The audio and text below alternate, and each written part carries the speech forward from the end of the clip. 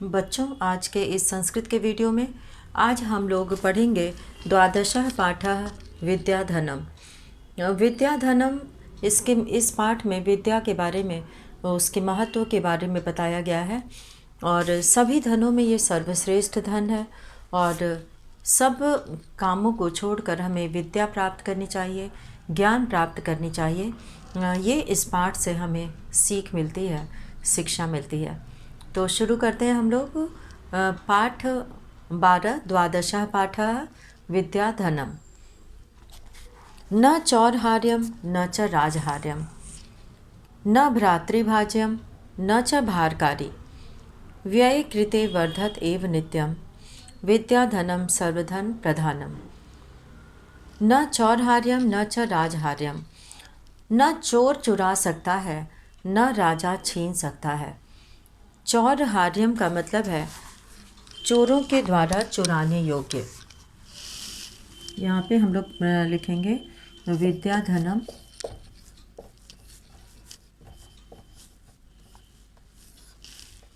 चौर्हार्यम चोरों के द्वारा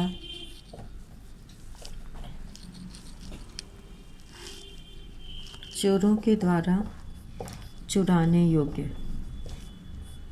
न ये चोरों के द्वारा चुराने योग्य है और न राजहार्यम। राजहार्यम मतलब राजा के द्वारा छीनने योग्य। राजा के द्वारा छीनने योग्य। न ये चोरों के द्वारा चुराने योग्य है और न राजा के द्वारा छीनने योग्य। न भ्रातृभाज्यम, और न ही भाइयों के द्वारा बांटने योग्य है। भ्रातृभाज्यम, भाइयों के द्वारा बांटने योग्य।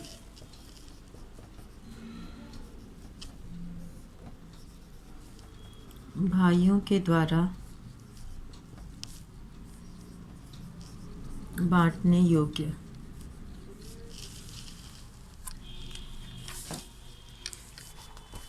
न ये चोरों के द्वारा चुराने योग्य है और न ये राजा के द्वारा छीनने योग्य है और न ही ये भाइयों के द्वारा बांटने योग्य है।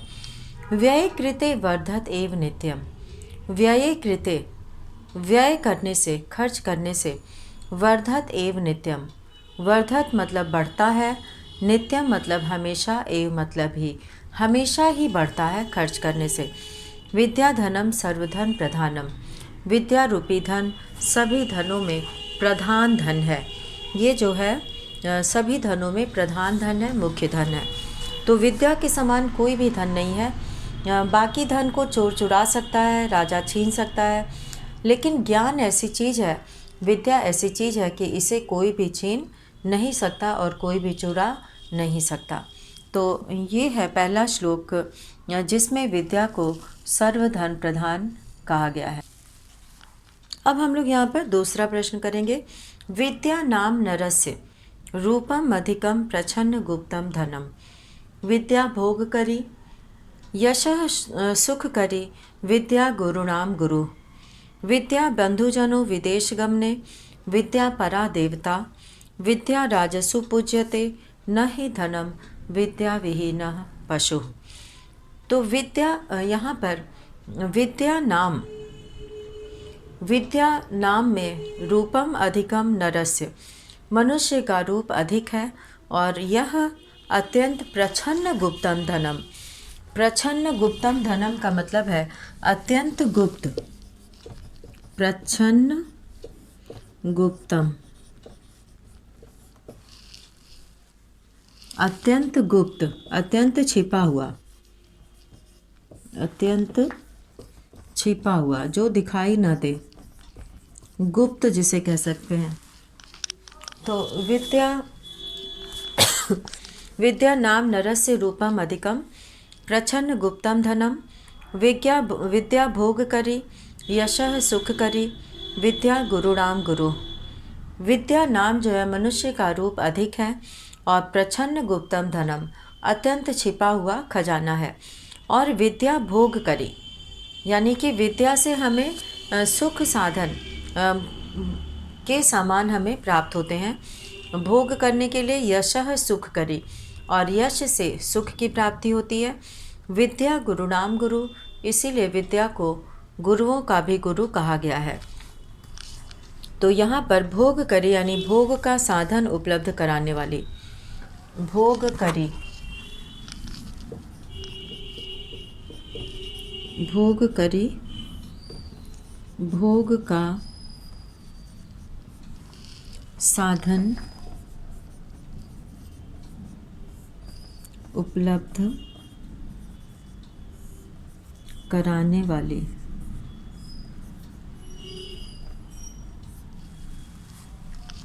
ये विद्या से हम ज्ञान प्राप्त करते हैं और उससे ज्ञानार्जन होता है, और ज्ञानार्जन से जो है वो सुख की प्राप्ति, धन की प्राप्ति होती है, और धन से फिर हम सुख की प्राप्ति करते हैं, अपने सुख साधन के वस्तुओं को जो है उसका प्रबंध करते हैं। तो विद्या जो है इस प्रकार, विद्या बंधुजनों विदेश गमने, विद्या जो है विदेश जाने पर भाई के समान है, बंधु के समान है। विद्या परा देवता, और विद्या सबसे बड़ा देवता है। विद्या राजसु पूज्यते, विद्या राजाओं के द्वारा पूजी जाती है। न ही धनम विद्या विहीन पशु, विद्या विहीन जो है वो पशु के समान है, और विद्या के समान कोई भी धन नहीं है। और विद्या विहीन पशु, और विद्या विहीन व्यक्ति पशु की तरह है। तो यहाँ पे परा का अर्थ है सबसे बड़ी। परा मतलब सबसे बड़ी।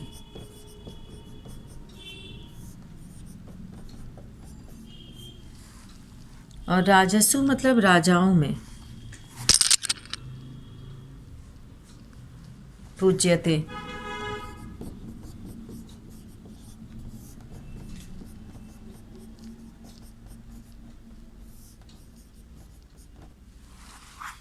राजसु राजाओं में पूज्यते मतलब पूजी जाती है। अर्थात राजा लोग भी ज्ञानी लोगों का, विद्वान लोगों का सम्मान करते हैं, उन्हें अपने राज दरबार में आदर देते हैं। तो विद्या राजसु पूज्यते, राजाओं के द्वारा भी पूजनीय है, अर्थात राजाओं के द्वारा भी विद्वान लोगों को आदर और सम्मान प्राप्त होता है। न ही धनम विद्या विहीन पशु, और विद्या विहीन जो व्यक्ति हैं वो पशु हैं। अब यहाँ पर हम लोग तीसरा श्लोक देखेंगे। केयुराह न विभूषयन्ति पुरुषम हारा न चंद्रोज्ज्वला, न स्नानम न विलेपनम न कुसुमम नालंकृता मूर्धजा, वान्येका समलं करोति पुरुषम या संस्कृता धार्यते, क्षयन्ते अखिल भूषणानि सततम वाग्भूषणम भूषणम। केयुराह न विभूषयन्ति, केयुराह मतलब बाजूबंद, हाथ में पहनने वाला अलंकार है, ये आभूषण है केयुराह।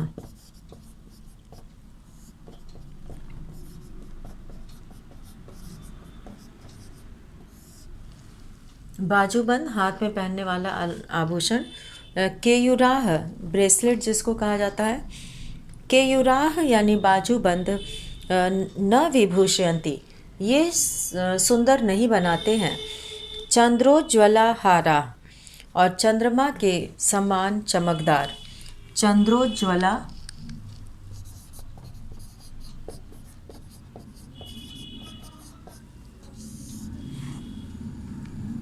चंद्रमा के समान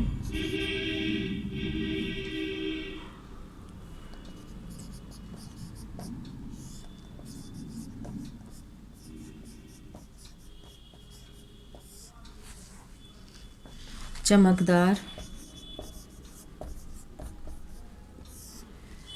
चंद्रमा के समान चमकदार हार जो है वो पुरुषम हारा न चंद्रोज्ज्वला, और पुरुष को चंद्रमा के समान चमकदार हार भी जो है वो न विभूषयन्ति सुशोभित नहीं करते हैं, सुंदर नहीं बनाते हैं। न स्नानम न विलेपनम न कुसुमम न अलंकृता मूर्धजा। न स्नान, न लेप और न फूल से अलंकृत, फूल से सजे हुए अलंकृता मूर्धजा, फूलों से सजाए गए सुंदर बाल। वाण्येका समलं करोति पुरुषम या संस्कृता धार्यते। एक वाणी ही मनुष्य को, पुरुष को समलं करोति, सुशोभित बनाती है, सुंदर बनाती है। या संस्कृता धार्यते, जो संस्कार युक्त हो, जो संस्कार के द्वारा धारण की जाए। तो ऐसी वाणी एका, एक वाणी को ही, यहाँ वाणी को ही जो है वो अलंकार कहा गया है और उसी से पुरुष की शोभा बढ़ती है। और कहा भी गया है कि ऐसी वाणी बोलिए मन का आपाक होए, औरन को शीतल करे आपहु शीतल होए। तो यहाँ पे वाण एका यानी कि वाणी एका समलं करोति पुरुषम या संस्कृता धार्यते। क्षीयन्ते अखिल भूषणानि, क्षीयन्ते मतलब नष्ट हो जाते हैं सभी आभूषण। सततम वाग भूषणम भूषणम, और हमेशा रहने वाला आभूषण है वाणी रूपी आभूषण। तो यहाँ पे अच्छी वाणी को आभूषण कहा गया है। और विलेपनम का अर्थ होता है शरीर पर लेप करने योग्य। विलेपनम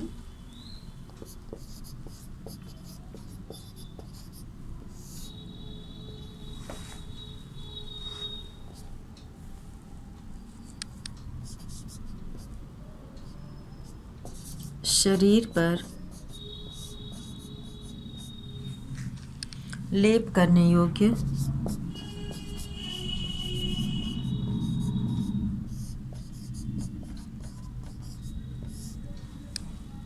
सुगंधित द्रव्य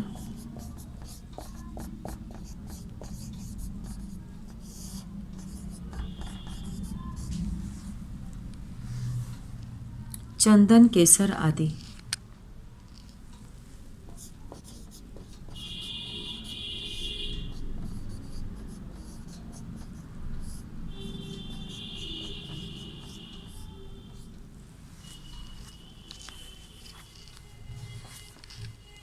तो शरीर पर लेप करने योग्य सुगंधित द्रव्य चंदन, केसर आदि जो है वो विलेप कहे जाते हैं। न अलंकृता, नहीं सजाया हुआ। न अलंकृता जो है फूल आदि से न ही सजाया हुआ बाल मनुष्य को सुशोभित बनाता है। मूर्धजाह, मूर्धजाह यहाँ पे कहा गया है वेड़ी को, चोटी को। मूर्धजाह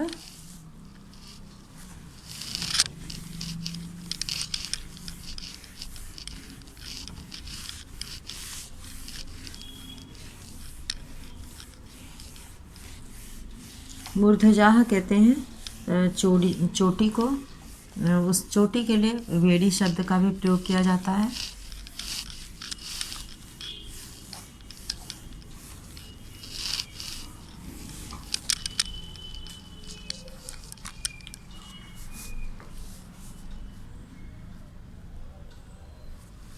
मूर्धजा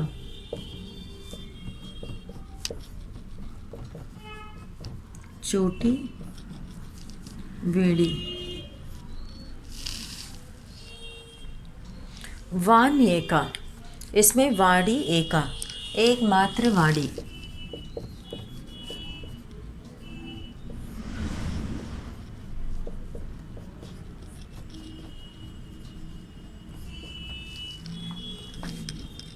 एकमात्र वाणी मनुष्य को सुंदर बनाती है।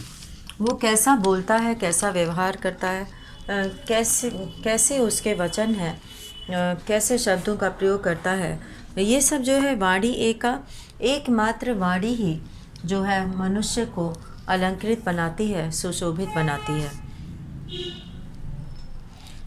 समलं करोति, अच्छी तरह सुशोभित करती है। समलं करोति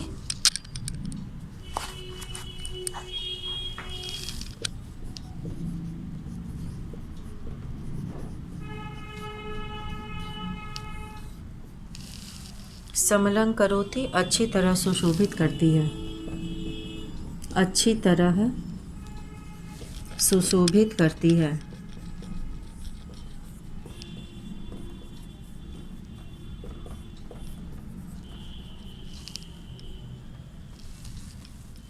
एक अच्छी वाणी ही उसको पुरुष को सुशोभित करती है। जो संस्कृता संस्कार युक्त परिष्कृत, संस्कृता यानी संस्कार युक्त,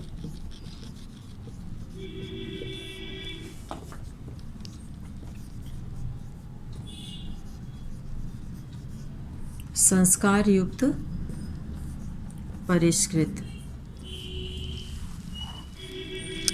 संस्कार युक्त परिष्कृत। एक अच्छी वाणी ही मनुष्य को अलंकृत बनाती है, सुंदर बनाती है। धार्यते मतलब धारण की जाती है। संस्कृता धार्यते, धार्यते मतलब धारण की जाती है।